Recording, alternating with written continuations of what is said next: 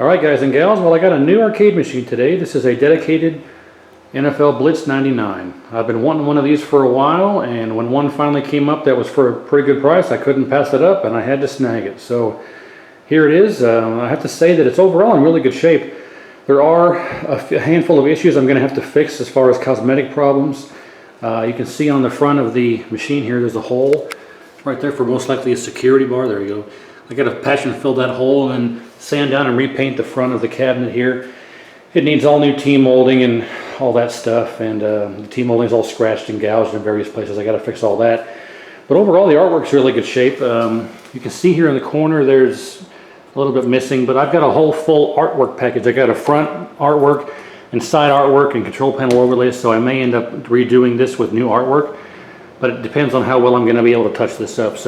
But you can see the sides here are really good. That one and the front here, just this one corner is kind of the issue. But all these bolts here are kind of rusted. I got to sand those down and repaint those. There's an issue right here. Kind of got to touch that up, but no big deal. And then this side here is in pretty decent shape too. There's some scratches on the back here I got to work, but overall it's not too bad. This side here is in really nice shape. There's an issue right here which I can be able to touch that up pretty easily. It's not a big deal. Again, like these monitor bolts are rusted. I got to sand those, repaint those, but overall this is really nice. The one problem I do have with it that I'm not happy about is the fact that it really smells like smoke. When you can smell just from unwrapping it. When it was wrapped up, I cut the wrapping off of it, the stretch material, cellophane if you will.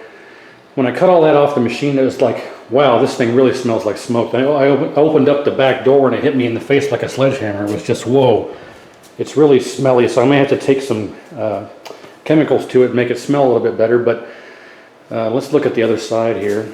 The other side's pretty good shape as well. Not much wrong with it at all. I will point out here, I'll give you an intricate overview.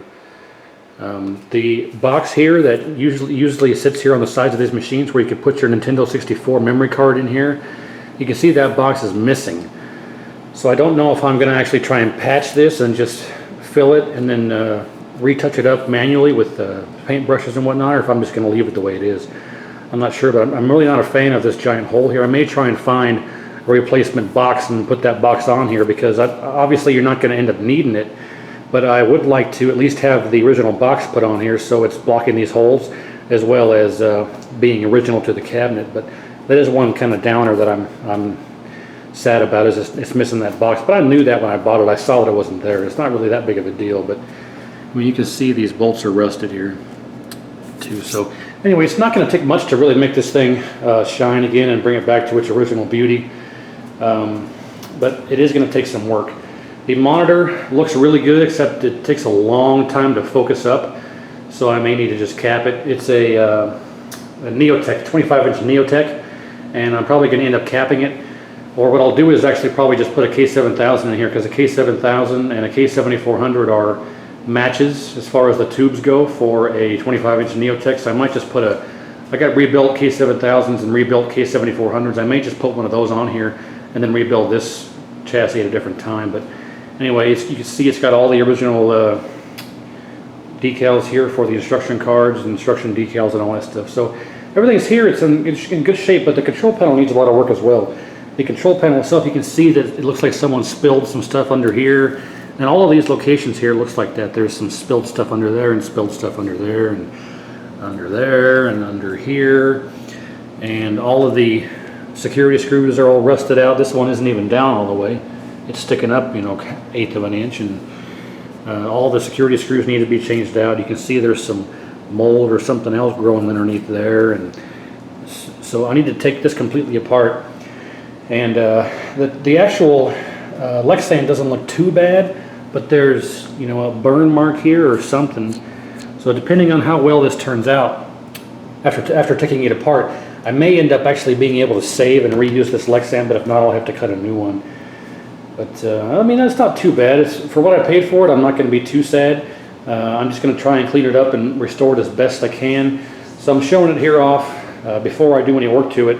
So when I'm actually done with everything, you'll be able to see how it looks when I get it all done. you can see here that there's a gap here, and then over here it's actually touching.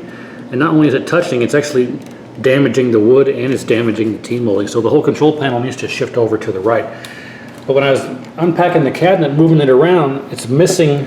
There should be a bolt right here, and there should be a bolt right here. It's only got this one and this one.